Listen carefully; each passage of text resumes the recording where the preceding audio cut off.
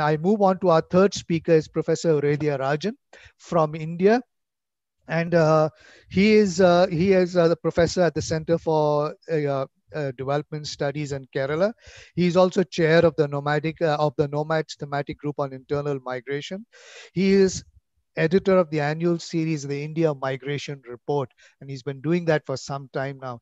Professor Rajan, you've been looking at data, and this is something, and particularly data of migrants going to the Middle East and Gulf countries and things like that. How far has all this work, and I know in India you've done at the state level as well, helping states look at the data of their migration flows. How has this been helpful in at the state level in designing policy? Are government and policymakers really looking at this data that you are churning out on a yearly basis and putting before the state? How has it helped? How has it helped reduced vulnerabilities of migrant workers? How has it brought about protection of migrant workers because of this work that you are doing? Over to you, Professor Rajan. Thank you, William and others. I can see a lot of my friends are there in the see them. I would like to start by saying that this India is one of the countries with high amount of remittances and also high flow of international migration and also internal migration. But the point I want to start is that even India, I don't think they have integrated migration into development. And there is no data. If they would have known the data, I don't think Indian government would have announced the March 24 lockdown. March 24 lockdown itself telling us India failed to recognize the database. That is very, very important for us to do the post-mortem report on how important database required for COVID-19 management. I think when the lockdown was announced in this country, none of the people know how many are in each state, internal migrants and international migrants. I don't know. We have to talk about that. And not even a single word about migrants in the lockdown period 1.0, 2.0, 3.0 and 4.0. I think still we have lockdown in this country because I don't think everything is open up, because today somebody wants to try move between one district to another. We are not able to move. That means lockdown still continues for the last 5 months. And the affected people are migrants. The most affected, because for them, they can make money only if they can move. And their mobility is completely stopped in the name of lockdown. As I was telling to somebody, COVID is not discriminating anyone. COVID goes everywhere. It goes to the British Prime Minister. It goes to the superstar. But our policies are discriminatory.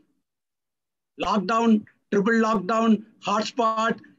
We are doing a lot of things that is basically discriminating people because we don't have any database. I think the database has been realized in India at the time of COVID, how weak we were. I think that is something we should start talking about that. The second point I would like to make is that none of the states in this country, because India is a very big country, none of the states in the country were ready to handle the migrant during the lockdown. Because many states, they have no idea. How many are from UP is there? They don't know where is the migration corridor. And after 1.5 months, when the Indian government want to send trains and the flight, they don't know where to send trains. And they were fighting.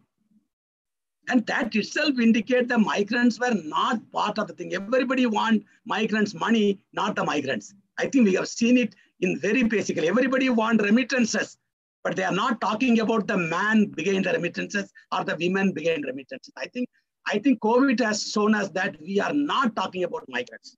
We are only talking about money. I think this is something we should realize that.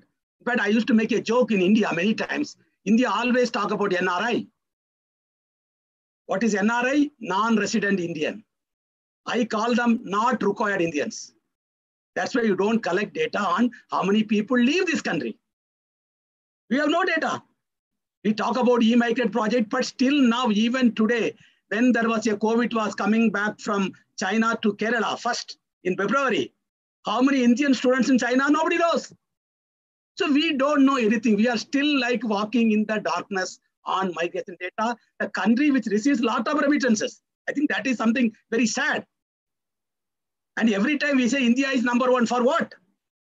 And it is not, I think this is something we have to, I think that data is very difficult, but we are not interested in collecting data. I think this is something we have to have interest. Somebody is sleeping, we can wake them up. But here, people are acting like sleeping. They don't want to know the data. I think this is something we have to start about. The second point I also want to make is, what database we have in the country like India? We have census. Nothing about people going out. Because census never collect data on immigration. So we are just blank on how many people leaving the country. We are just blank. It only collect people who are coming in. Of course, that is the census definition. You are supposed to collect people living in India at the time of the census. That's all. I think it's correct. So there is no data on international migration from the census. And then what happened? You have national sample survey data, which everybody talks about that. But it is not a special module. It is part of the larger module on employment. And migration is one of the employment opportunities. But migration is a livelihood. People migrate for employment. So you should think of migration as a separate survey. Nobody talking about that. Why can't we talk of a national migration survey? Nobody talks about that. Nobody interested in them. I think the problem is nobody interested in collecting data on migration. That is where I would like to talk the data, what we have generated for the last 20 years in Kerala and how it benefited the Kerala government at the time of the COVID crisis. I think I want to tell you, Kerala is the only state in this country. I repeat it again. Kerala is the only state in the country. The Chief Minister wrote to the Prime Minister, please bring back the stranded Indians or stranded Keralites from the Gulf. I was asking them, where are the other chief ministers? Where are them? It is not all the Gulf people are only Keralites are there. And I was telling the Kerala government, if you write, there is no Kerala passport. So nobody is going to listen to you. There's only Indian passport. 5-6 chief ministers should join and ask for bring the migrants. But nobody, because there is no data. How many people from Bihar is there? No idea. That's why Kerala government is the only government went to the court saying that we are ready with 200,000 beds in Kerala for treating the migrants. When they come back, that means they have some database. That database, what we generated for the last 20 years in Kerala, is able to help them where you need to send flight, including internal migrants, generated data from the not from the CDS, even other people. That's why we are able to have 70% of the people who are taken care of during the COVID was what is called the camps were in Kerala. So you can imagine the importance of the data, but I am not sure why they are not talking about. And today, everybody talking, everybody, at least I get every day at least 2 phone calls. How many have returned? How many have returned? How many have returned? No, but you are not interested in them. And there is no policy. You have no policy for immigration. You have no policy. There is no policy we are talking about. We have an immigration bill which is still lying in the parliament. I don't know when it will be. So, and even immigration bill, there is not even a single word about return migration. So return migration is part of the migration. If they go to America, you will not return because you may get the what is called the PR.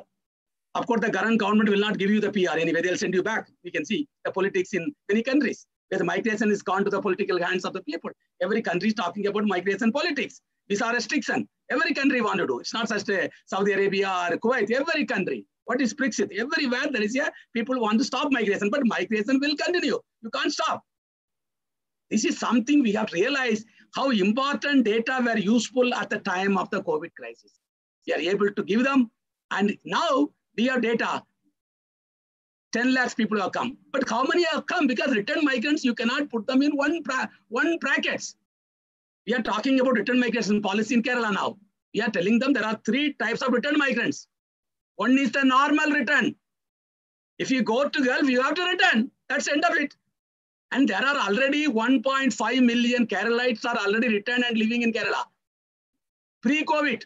So they work for 10 years, they go on 3 visas, 4, they come back. That's the end of it. So we don't need to worry about them because they have some money they saved and maybe they need some help to build their industry. They are not being cheated because every time Kerala we hear people are being cheated in some money fraud companies because people don't know because the financial literacy in Kerala is maybe 0. That's why people are putting still money in some type of finance companies. So we can help them how to invest the money properly. Then you have one type of return migrants, we call them return to remigrate. Return to re-migrate should be the topic for discussion. A database should be available. How many returned migrants who came back during the COVID want to go back? My prediction is at least 1/3 of them will go back. You like it or not, they will go. They have gone during the global crisis. They have gone during the Gulf War. They have gone during the Nirakat, so they will go back. But what you can do them? You can give them extra skills so that they can go beyond Gulf. If the US government says don't come here, they can go to Canada. If the UK says don't come here, they can go to Germany. If the Dubai says no, they can go to Saudi Arabia. So I think we have to provide them skills. They will go. You like it or not, they will re-migrate. This is a return to re-migrate. This is a big group currently who came on COVID. And we are talking about in Kerala, at least 60,000 to 70,000 people want to re-migrate. So you have to give them skills. You have to facilitate their re-migration. I think this is something we have to do. The third group of people is what I call them distress return. They could not even make the money what they paid for the migration cost. We are already doing a study on returned migrants who came through the Vande Bharat flights. Some of the returned migrants who are telling they regret why they came back. Because nothing great is happening here. So they said, why I came? I lost my salary. 3 months, it's like a first day first show. People all rush back because there is a flight. Now they are regretting why I came back. And this is something we have to talk about that. So I think these distressed migrants who paid the migration cost, I think migration cost is very important. Some of them told me, whatever I paid to go there, I have not made even that money, I returned back. So please tell the government to give us the money. And my air ticket, they're asking money from the government. We are telling them, these people require money. They don't want your, talking. They want money. Give them air ticket, give them the migration cost. So I think these are the 3 types of returned migrants. You have to plan rehabilitation policy. If you want to do that, you need data. You need data. We are not interested because they are not a big political vote for many states. They are not vote bank, but the returned migrants are vote bank, not the immigrants. Returned migrants are vote bank. That's why Kerala government has already announced Dream Kerala project for returned migrants. I think it's important. I was telling them every state should announce. When Indian government announced a 20 lakh crore package for reviving the Indian economy, not even a single word on immigration. Not even a single word on returned migrants. We are talking about what? You want their money? That's the end of it. I think we have to rethink how we can do. I want to conclude saying that today, if you go to website, I put a Corona update. Today, every state, throughout the 200 plus countries, how many people were tested every day? How many people are affected every day? How many people discharged every day? How many are in the, what is called the ready to die? Are they in the almost ready to die? And how many died? You are available in 210 countries on every day basis. Why can't we get the data like that for migration? How many people got passport today from Mexico? How many people left Mexico? How many came back? How many died during that? If you can do for COVID, if the migrants are not bigger than COVID, COVID will go. But the migrants will continue. If the migrants, the COVID has spread 200 plus countries. Without a passport, without a visa. Indian migrants are 200 plus countries. So why, if you're able to collect that type of data, who are even in the ventilator, you have a data right now on COVID. Are the migrants are not important? I think if you have a will, you can collect the data. If you can collect data on COVID, I'm sorry, you can definitely collect the data on everyday basis because today nobody goes through jumping to the sea. Everybody goes through the proper passport. Then only they become undocumented. Nobody goes from India now without a proper passport. You cannot go without a proper passport and you can get all the airport, you can have like a weather report. Every day report you can give, like Trivandrum, how many people, like your weather report, Delhi, the 35 degree, Kerala, 25 degree, you can give like a migration data. Why we are not able to give? That means we are not interested. I think what we can learn, if the COVID data can be given by day, you can definitely give your data on return migration, immigrants, remittances, where do they go? You can do many things. You can collect data on ventilator throughout the country and put it in the website. 210 countries, how many are very serious? Definitely we can do. We should have the willpower, I think, for achieving many objectives on the global impact. We have to get the correct data. I think COVID has given a great opportunity for us to use this opportunity to collect a lot of data. And we are thinking to follow the Kerala Migration Survey model to create what is called the India Migration Survey will be conducted in 2023. So we are aiming at a large scale survey covering 740,000 households. All districts will be covered. We will produce like the KMS data, we will produce all the states, you will have a database on migration survey by 2023 before the next COVID comes. Thank you very much.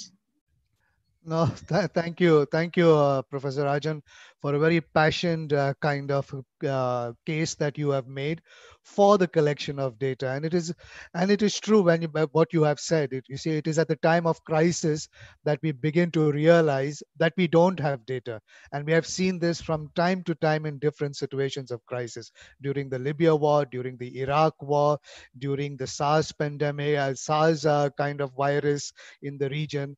Uh, at every crisis we have noticed we don't have data, and then countries scramble to see what to do. And like we've seen in the comments as well, there is the policies are made ad hoc, and then you realize you're not really addressing the problems or the issues of migrants because you never had a reason to get your data correct or data organized. And this might be again, and I'm glad that Bella has put out a Nomad publication out there, handbook for improving the production and use of migration data for development. And this might be something to go through for those of us who are looking at this objective in a more detailed way. It might be good to actually look at this publication and see how many national statistics offices are using this methodology for the production of data. That might be something to see and check on. But definitely a very strong case made with regard to a major country like India and not having data on this gets very complicated. It gets even more complicated when you start looking at internal migration within India, and then you look at cross-border, and you know that there's a lot of challenges then in data gathering and analysis of what is out there.